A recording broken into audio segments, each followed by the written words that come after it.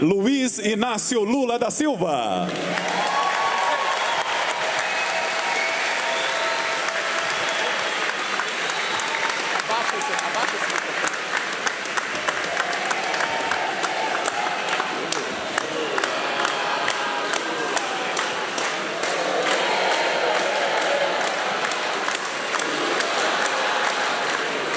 Aqui tá bom.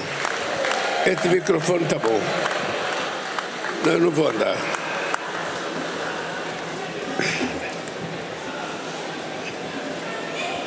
Eu quero cumprimentar o companheiro Geraldo Alckmin, vice-presidente da República e ministro do Estado de Desenvolvimento, Indústria e Comércio.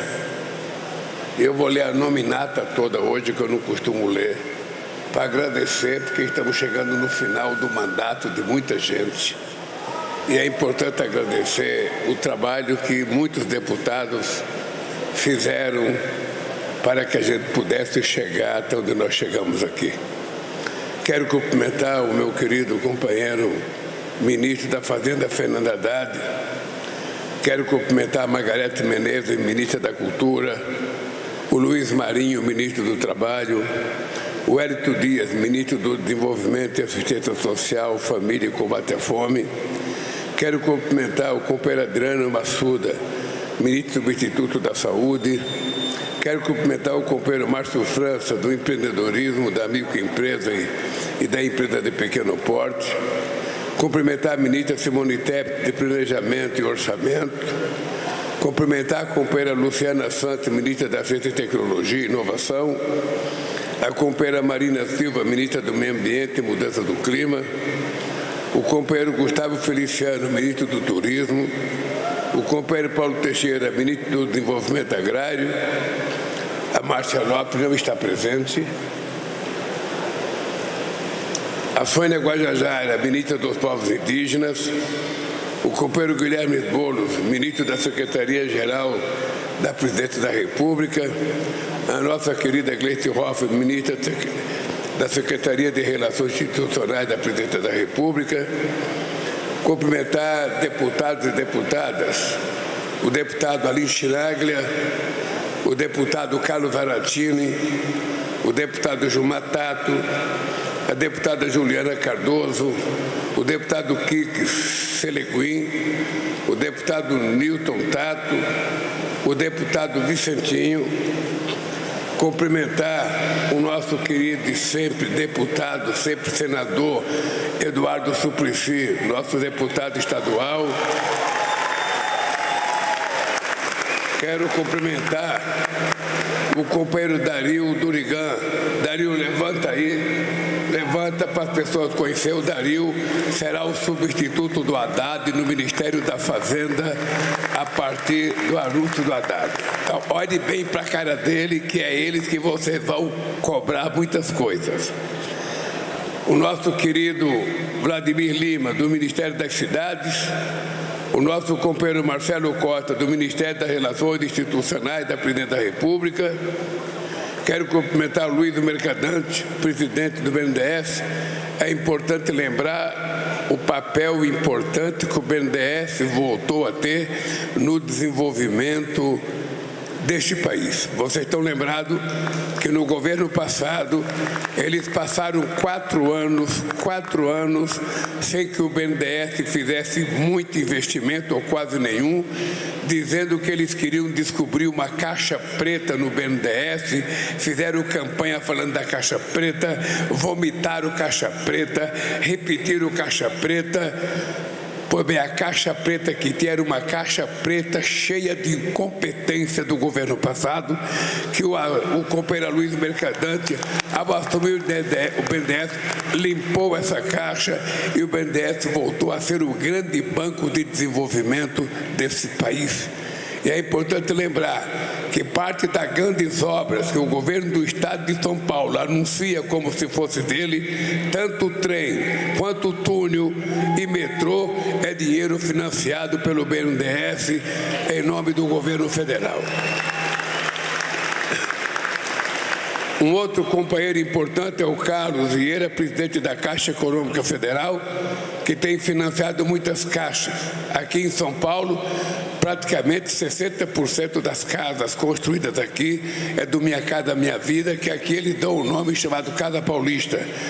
E o governador tem inaugurado muitas dessas casas paulistas e ele poderia pelo menos ter a singeleza de dizer: essas casas é feita pelo governo federal, do Minha Casa Minha Vida, e eu pedi licença para chamar de Casa Paulista, que era um programa criado pelo Alckmin ainda quando era governador do estado. Nem nome ele criou, só plagiou. Pois bem, quero cumprimentar a Carolina Stuck, secretária de Patrimônio da União, do Ministério da Gestão e Inovação em Serviços Públicos, o Roberto Garibe, secretário especial do PAC da Casa Civil, o Gerson Bittencourt, secretário especial de Assuntos Federativos, o José Aldinan Hortolã, presidente da Associação dos Municípios, o companheiro que falou aqui com vocês, nosso querido Marcelo Oliveira, prefeito de Mauá, nosso querido doutor José Carlos Ingludo, secretário executivo de Atenção Hospitalar do município de São Paulo, Eduardo Tadeu, diretor executivo da Associação Brasileira de Municípios, o André Passos Cordeiro, presidente executivo da Biquim. Bem, vocês viram que eu li a pauta toda, possivelmente por falta de assunto do que falar aqui. Eu falei, a pauta está escrita, vai ser muito mais fácil para mim dizer para vocês. Mas imagina que eu vou deixar esse microfone sem falar o que eu vim aqui para falar. Queridas companheiras e queridos companheiros do Estado de São Paulo, prefeitos, prefeitas, vereadores, secretários, secretárias, vereadoras, pretendentes a algum cargo das próximas eleições que estão aqui presentes, mulheres e homens do Estado de São Paulo e do Brasil. Eu penso que se a gente fosse fazer aqui hoje uma demonstração daquilo que o governo federal contribui, construindo parceria com o governo do estado, eu poderia, na frente de vocês, na frente de um ex-governador de estado por 16 anos, meu vice-presidente, na frente de muitos prefeitos aqui, dizer para vocês assim: eu duvido que na história política do Brasil, um presidente da República colocou tantos recursos à disposição dos estados e das prefeituras como nós fazemos. E por que nós fazemos isso? Eu de vez em quando citava o Fernando Henrique Cardoso e o Mário Covas. O Serra tinha muitos ciúmes quando eu vim aqui inaugurar acordo do BNDES com ele. O Serra falava: pô, Lula, você vem aqui assinar um acordo, é um empréstimo, eu vou pagar, cara. E você vem aqui, eu falo, eu venho aqui porque se fosse outro, não te emprestava esse dinheiro. Eu sei quantas vezes o Mário Covas implorou empréstimo do BNDES e não conseguiu. E eu dizia, eu vim aqui para mostrar que no governo do PT, você, mesmo sendo meu adversário, se você merecer, você tem o dinheiro necessário, porque o que interessa é a seriedade do projeto e da obra. Isso é o que interessa para nós.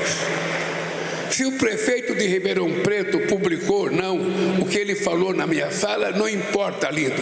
O que importa é que o projeto tinha consistência e Ribeirão Preto é uma cidade muito importante para São Paulo e para o Brasil.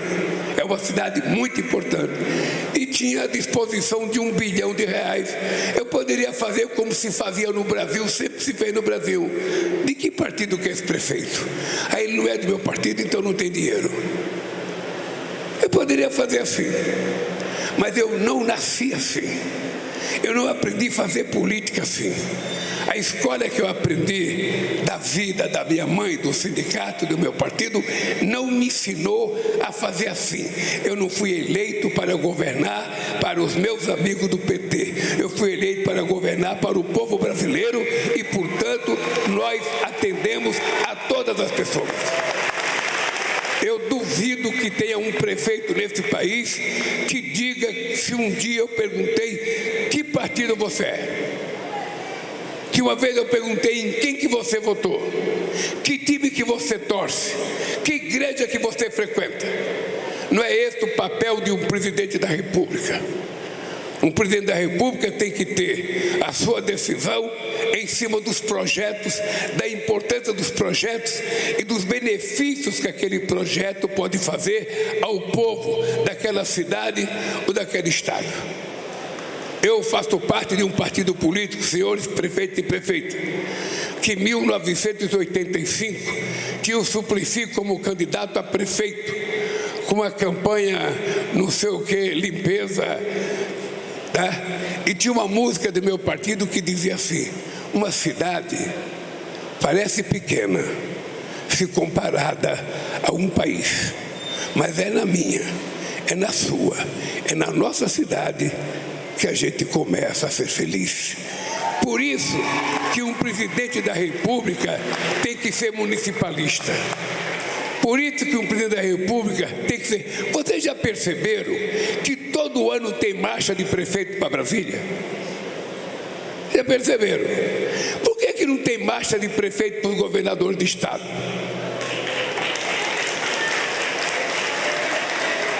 Poderia todos os prefeitos de São Paulo fazer uma marcha para o Palácio do Governo, cobrar do governador tudo o que eles querem, o que é justo.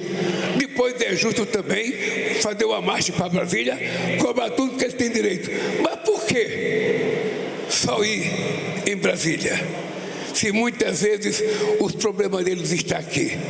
Pelo que eu estou sabendo, eu ultimamente não moro em São Paulo, moro em Brasília. Pelo que eu estou sabendo, os prefeitos de São Paulo são pouco e mal recebidos pelo governo do estado.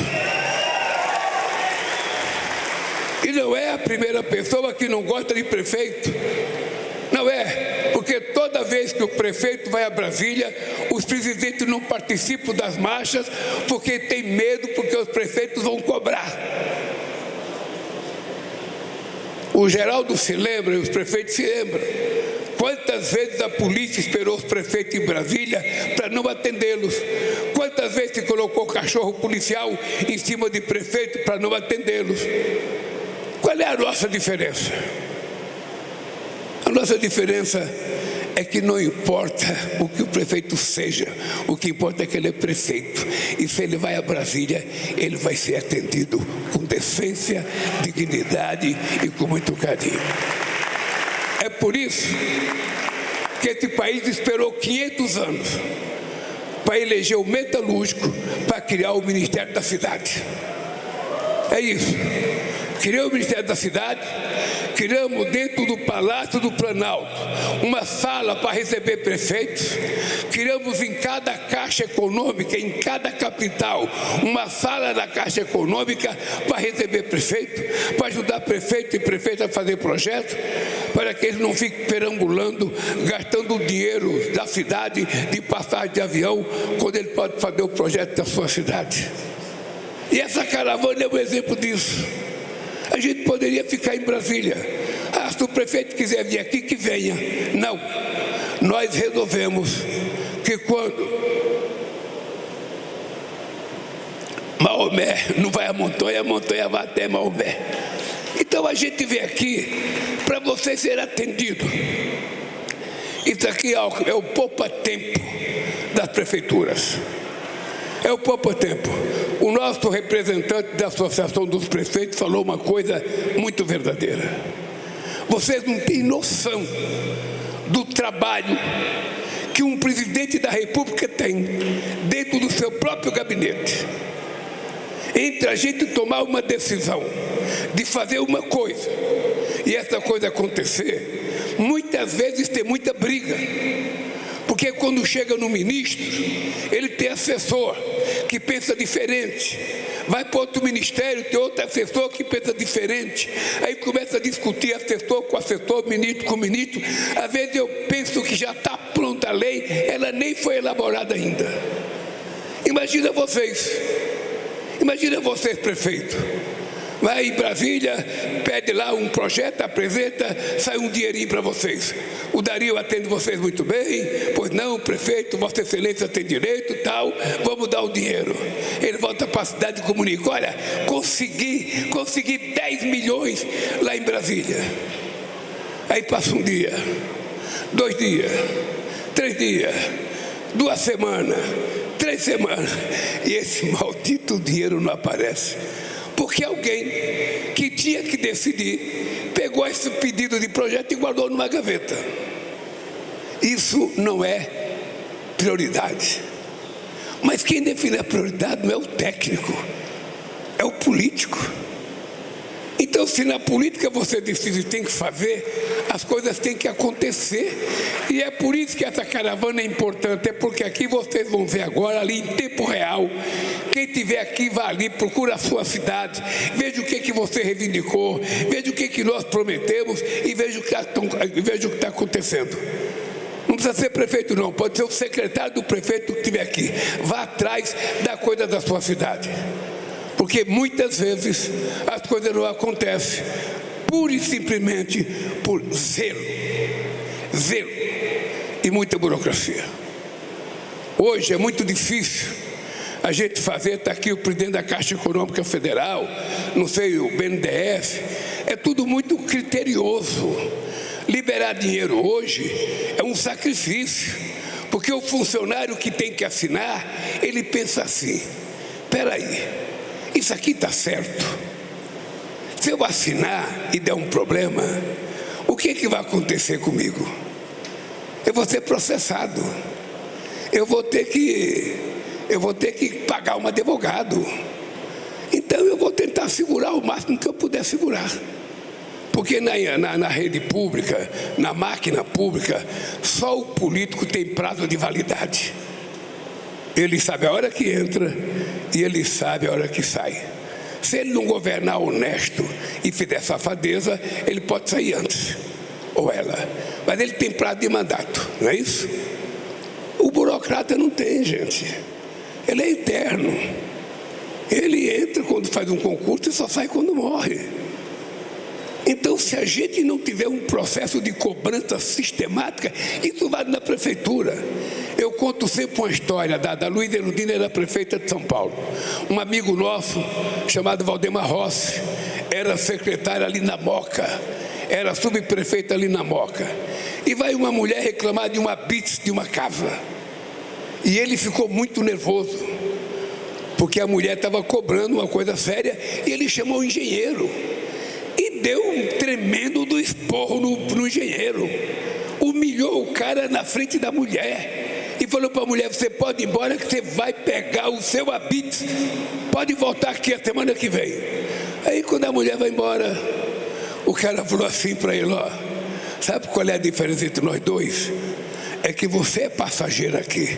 Eu já estou há 20 anos e pretendo ficar mais 20. Eu vou atender essa mulher quando eu quiser. Eu não sei se atendeu, mas ele teve a petulância de dizer a mais pura verdade. E no governo, a gente faz assim. A gente decide e a gente tem que cobrar. E vocês, prefeitos, têm que cobrar de nós. Cobrar. Não tenham medo de cobrar. Não tenham medo de cobrar. Agora com a internet é fácil contar. Todo mundo vive no celular. Todo mundo está no celular. Está vendo? Estou vendo um monte de gente com o celular na mão aí. Ou seja, quando a gente está no celular, a gente pensa que está no lugar, mas a gente não está no lugar. Vocês pensam que estão aqui? Quem está no celular está no outro mundo. E utiliza isso para cobrar. Para cobrar do presidente, para cobrar do ministro, para cobrar das pessoas, para as coisas poderem acontecer. Então, essa caravana, foi o Padilha que criou essa caravana, não sei se foi o Padilha que teve essa ideia, que agora está coordenada pela Gleice. É uma coisa maravilhosa, porque é o governo federal se despir no chão onde os prefeitos pisam e as prefeitas pisam e dizer: cobre de nós. Está aqui a bancada toda de funcionários, cobre, para ver se a gente consegue fazer as coisas acontecer com maior rapidez. Essa é a primeira coisa. A segunda coisa importante é o seguinte: vocês percebem que a gente vive um momento econômico bom, como disse o Haddad agora. Poderia ser melhor se a gente não fosse pego de surpresa com uma guerra. Uma guerra que ninguém pediu. Uma guerra que não tem nenhuma necessidade. Eu vou contar para vocês a razão dessa guerra. Os Estados Unidos da América do Norte, mais a União Europeia, há muito tempo eles dizem que o Irã quer construir bomba atômica. Há muito tempo. Em 2010, eu resolvi tirar isso a limpo. O Ahmadinejad era presidente do Irã. E eu estava em Nova York. E procurei o Ahmadinejad. E disse para ele que o Brasil estava disposto a defender que o Irã tivesse direito de enriquecer o urânio para fins científicos e não para fins de armas nucleares. Que se ele tivesse disposto a fazer o mesmo que o Brasil fazia, eu ia tentar convencer os Estados Unidos e a União Europeia a parar com o bloqueio ao Irã. Naquele tempo o presidente era o Obama. E o Obama dizia para mim: Lula, você não vai lá no Irã porque eles não vão fazer. Eles são mentirosos. Sabe, todos os países da União Europeia, não vá. A Hillary Clinton não vai. Eu fui. Fiquei 2 dias inteiros. 2 dias nós conseguimos fazer um acordo com a Ahmadinejad, assinado publicamente, divulgado fartamente. E quando eu pensei que o Brasil e a Turquia, que fizeram esse acordo junto com o Irã, ia ganhar o Prêmio Nobel da Paz, o que aconteceu? Os Estados Unidos e a União Europeia, ao invés de aceitar o nosso acordo, aumentaram o bloqueio ao Irã. Eu só entendi que isso aconteceu porque o Brasil não faz parte da elite dos países do Conselho de Segurança da ONU e que a gente não tinha que se meter nisso. Eu e o Celso voltamos para cá. E eu divulguei uma carta que o Obama tinha me mandado. O Obama mandou a carta para mim, dizendo que o Ahmadinejad fizesse aquilo que estava na carta, os Estados Unidos concordariam. E o Ahmadinejad assinou exatamente aquilo que nós pedimos para ele assinar. Aliás, tem um belo artigo do jornalista antigo, Clóvis Rossi, que antes de morrer, ele escreveu um artigo na Folha de São Paulo, mostrando a diferença do acordo do Brasil com o bloqueio americano. Pois bem, os americanos e os europeus fizeram, há uns 3 anos atrás, ou 4 anos, um acordo pior do que aquele que nós fizemos. E agora, nós estamos pegos de surpresa com os Estados Unidos bombardeando o Irã. Eu nunca pedi para ninguém concordar com o regime do Irã. Eu mesmo não concordo. Tá? Mas a gente precisa aprender a respeitar a autodeterminação dos povos. Nós temos que aprender a respeitar a integridade territorial dos países. A gente não pode ter alguém achando que é dono do mundo e levanta de manhã: eu vou tomar a Groenlândia, eu vou tomar o Canal do Panamá, eu vou tomar Cuba, eu vou tomar a Venezuela, eu vou tomar... Não é possível. Não é possível. O mundo precisa de paz e não de guerra. O mundo precisa de educação e não de guerra. O mundo precisa de comida e não de guerra. Pois bem, por conta desse ataque que foi feito aos Estados Unidos, ao Irã, nós estamos com uma crise de petróleo. Não sei se vocês perceberam que o petróleo está subindo no mundo inteiro. Um barril de petróleo de melhor qualidade, chamado Brent, que custava R$70, está custando hoje acho que 109 ou 110 reais. Dólares. Isso, obviamente, que aumenta o preço do combustível na bomba. Aqui no Brasil, nós tomamos uma decisão na quinta-feira passada nós dissemos: a gente não vai permitir que a guerra do Irã traga prejuízo para o povo brasileiro. A gente não vai permitir que o alface, que o feijão, que a carne suba por conta da guerra do Irã. Tomamos a decisão de isentar de PIS, COFINS, sabe, a Petrobras e a vendedora e o óleo diesel. Tivemos a decisão de fazer, sabe, mais uma proposta para que a gente pudesse subsidiar as importadoras para não aumentar o preço. E mesmo assim, o preço aumentou. E veja que coisa grave. Não aumentou apenas o preço do diesel.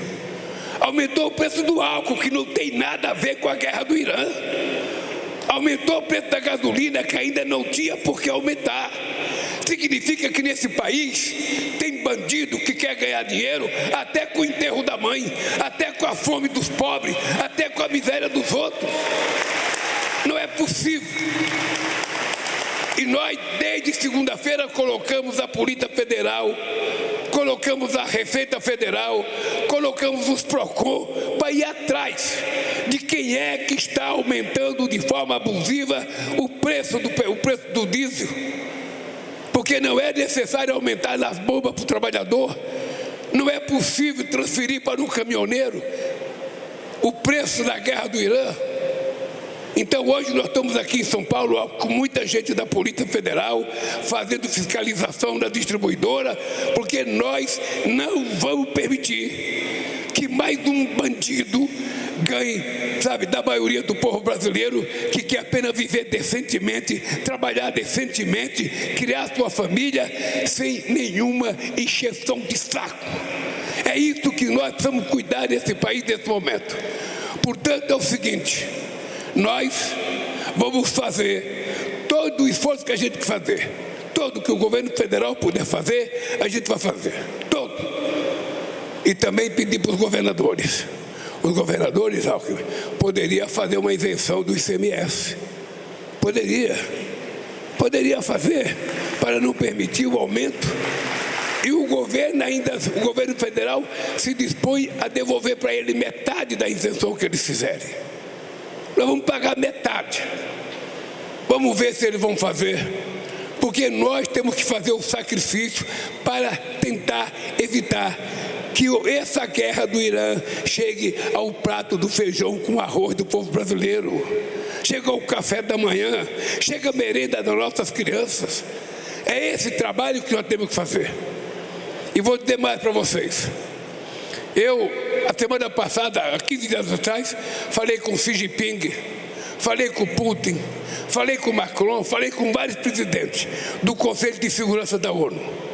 Está na hora de vocês convocarem uma reunião, meus amigos. O Conselho de Segurança da ONU foi criado em 1945. Quem participa do Conselho foram aqueles que ganharam a Segunda Guerra Mundial. Então, é os Estados Unidos, é a Rússia, é a China, é a França e a Inglaterra. O restante do mundo não participa. Mas esses 5 senhores, que são membros efetivos do Conselho de Segurança, deveriam se reunir para não permitir guerra, para evitar que a Rússia invadisse a Ucrânia, para evitar que o Putin invadisse a Venezuela, o Trump invadisse a Venezuela, para evitar que atirasse no Irã, para evitar que invadisse o Iraque. Ou seja, eles são o Conselho de Segurança, eles têm que se preocupar em evitar a guerra. O Brasil está mais de 30 anos brigando para reformar a ONU, a gente não consegue.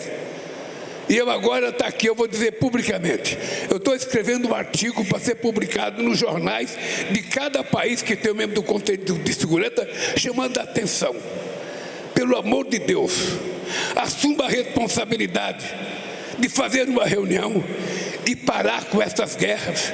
Nós temos 763 milhões de pessoas passando fome no mundo.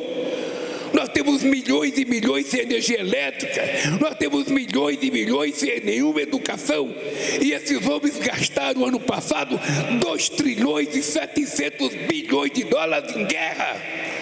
Que desgaste de mundo é esse que a gente está vivendo? Que as pessoas estão perdendo o senso de responsabilidade. estão perdendo o senso de moralidade até. Então, queridas companheiras e companheiros, hoje é um dia que eu poderia estar mais feliz, mas eu estou triste. Estou triste até a verdade, porque eu esperava que o nosso Banco Central abaixasse o juro pelo menos 0,5%. E abaixou só 0,25%, dizendo que é por causa da guerra. Porra! Essa guerra até no nosso Banco Central? Não é possível. Nós estamos fazendo um sacrifício que vocês não têm noção. O sacrifício que nós estamos fazendo para fazer a economia crescer, para fazer a geração de emprego, para aumentar o salário das pessoas, não tem noção. O Haddad certamente vai passar para a história como ministro da Fazenda mais exitoso da história desse país. Mais exitoso da história desse país. Porque ele conseguiu uma coisa extraordinária, que foi a gente aprovar uma reforma tributária que há 40 anos se esperava. Há 40 anos. E vocês sabem que vocês têm responsabilidade. Vocês sabem. Vocês sabem o que está em jogo nesse país. Vocês sabem que a mentira campeia. Enquanto a verdade engatinha, a mentira voa. E a mentira é destrutiva. Ontem nós assinamos uma lei para defender meninas e meninos na rede digital. Talvez seja a lei mais dura já feita no mundo, porque a gente não vai permitir que vagabundo nenhum tente utilizar a rede digital para fazer prostituição, para fazer pessoas se ofenderem, para fazer bullying, para fazer... Esse dia teve um vídeo, um bando de adolescentes fazendo uma pergunta: como é que eu faço para matar uma mulher, sabe? E ninguém saber. Como é que eu faço quando uma menina diz não para mim? E a rede ensinando ele a bater na menina. Ou seja, que mundo a gente está? O que é que espera o mundo dos nossos filhos? Acabou aquela coisa chamada fraternidade, solidariedade. Hoje está todo mundo virando algoritmo. É todo mundo hoje algoritmo. Antigamente a gente dizia: parente é bom, mas a gente quer ver uma vez por mês, né? Hoje não, todo mundo tem grupo de zap. Todo mundo tem grupo. Eu quero saber para que esses grupos de zap? O que é que se conversa tanto, gente? O que é que se conta tanto? Sinceramente, gente, o mundo está virado de ponta cabeça. E nós temos a responsabilidade, enquanto governo, de cuidar.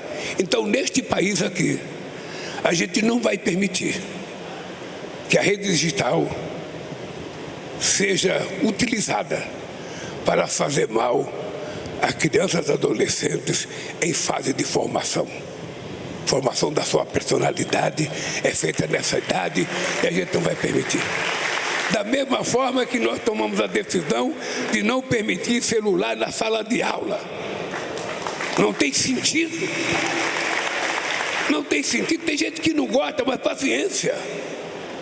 Nós temos que pensar no conjunto da obra, que são 215 milhões de brasileiros. Por isso, queridos companheiros, eu quero terminar dizendo para vocês: nós vamos fazer o que tiver que fazer. Vamos prender, se tiver que prender, quem tiver que prender, para não permitir que as pessoas utilizem a guerra do Irã para sacanear o povo brasileiro e vender coisa mais cara para o povo brasileiro. E a última coisa que eu quero falar com vocês: feminicídio. Esse meu discurso agora é só para os homens. Eu estava tomando um café de manhã e a Janja estava vendo umas notícias no celular sobre aquela moça que foi morta aqui em São Paulo e arrastada. Depois, no mesmo dia, em Pernambuco, o marido pegou a mulher com 3 filhos e grávida do 4º filho, tancou a mulher dentro de casa e tocou fogo. Eu vi no elevador um dia um brutamonte daquele marombeiro, aquele que treina para ficar forte, dando 60 socos numa moça, estourando a moça. Aliás, eu acho que a mãe dela está aí. Então é uma coisa absurda, gente. Então fica imaginando o que nós somos homens. O que nós homens somos. Então eu reparei, eu tomei a atitude de criar, sabe, um pacto nacional contra o feminicídio. Juntamos a Suprema Corte, a Câmara e o Senado e o governo federal e criamos um movimento para falar diretamente aos homens. Sabe, esse movimento é o seguinte, companheiros: nós somos violentos. Nós adoramos quando chegamos em casa tarde, porque ficamos na farra com os companheiros, porque fomos jogar futebol de salão, sabe? E a mulher puta esperando a gente quer que ela compreenda o nosso pedido de desculpa, cedendo a álcool. Mas a reciprocidade não é verdadeira. Quando a mulher chega 10 minutos atrasado, o machão já acha que tem que dar um esporro nela, porque não pode atrasar. Nós somos donos da mulher. É assim que a gente funciona. Então essa minha fala é para que os homens aprendam uma lição. A gente não nasceu para bater em mulher. A mulher não é obrigada a viver com ninguém a troco de um prato de comida, a troco de um maldito aluguel. As mulheres têm que viver com quem quiser, aonde quiser, vestir o que quiser. O que tem que ter uma relação de respeito entre os dois. Mas violência. Então eu estou pedindo o quê? Eu estou pedindo que cada padre, cada bispo, cada pastor, cada chefe de terreiro, todos nós, ao abrir a boca para falar alguma coisa, falemos do feminicídio. Quando o dirigente sindical for na porta da fábrica, na porta do banco, na porta de uma loja, convidar os trabalhadores para uma assembleia, fale do feminicídio. Vamos ver se a gente consegue conscientizar os homens a serem mais amáveis, a serem mais carinhosos, a serem mais compreensivos. Vamos ver se a gente consegue, sabe? Eu tenho saudade, sabe do que? Do tempo que a gente tomava benção para o pai da gente, para a mãe da gente. Tomava benção para o padrinho da gente. Era um mundo muito mais lento, muito mais organizado, mas muito mais harmonioso. O ser humano nasceu para viver em comunidade. Hoje a gente mora num apartamento, 10 anos, a gente não conhece a pessoa que mora do lado. Não é verdade? 10 anos, 8 anos, a gente não conhece. A gente se trancou. O nosso mundo hoje é um celular. Esse é o nosso mundo. O celular é o nosso mundo. Eu vou para o almoço com a minha namorada, mas eu não estou com ela, eu estou na China, eu estou na França, eu estou com meu amigo. Não é isso? Eu chego em casa, vou conversar com a minha mulher, almoçar, ela está com um mundo, eu estou com outro mundo no celular. Vai dormir, ela deita no mundo, eu deito no outro mundo, que cada um quer saber a última notícia. A última notícia. Meia-noite eu quero saber se alguém morreu, se alguém contou alguma coisa, se vai sair alguma coisa contra mim nos jornais. Ô gente, que diabo? A gente tem que saber notícia ruim depois das 8 da noite. Que diabo? Que diabo a gente tem que saber notícia ruim 4 horas da manhã? Ah, perdi o sono, pega o celular e vai se martirizar. Ô gente, dedica um tempo para a família. Normalmente o moleque vem pedir: pai, faz alguma coisa, você está no celular. Não posso agora, meu filho, não posso agora. Porra, vamos voltar a ser um pouco mais humanos. Vamos deixar os algoritmos apenas para a gente trabalhar. E vamos olhar um na cara do outro. E vamos fazer um pacto entre nós homens. Nós não queremos apanhar das mulheres, mas nós também não temos que ser violentos com as mulheres. Não temos que ser violentos com as mulheres. Não temos que agredir mulheres. Não temos que fazer com as mulheres, sabe, como se elas fossem um objeto. Se a gente tiver um comportamento diferenciado, o mundo vai ficar menos violento. Outro dia eu vi um cara, uma mulher disse que não gosta dele. Eu não gosto de você, eu não quero mais namorar. Não, você tem que namorar comigo. E pá, meteu a mão nela. Que mundo que é isso? Então, o problema é de civilidade. A civilização está mudando. Como a política está mudando. Presta atenção. A política está mudando. Quem é prefeito, quem foi candidato, sabe que a política está mudando. E depende de nós. Então, se esse moço, representante dos prefeitos aqui, disse que o que nós fizemos em 2022 foi recuperar a democracia para esse país, ponho na cabeça de vocês que vocês serão responsáveis pela manutenção ou pelo fim da democracia. Muito obrigado, boa caravana para vocês e que Deus abençoe a todos.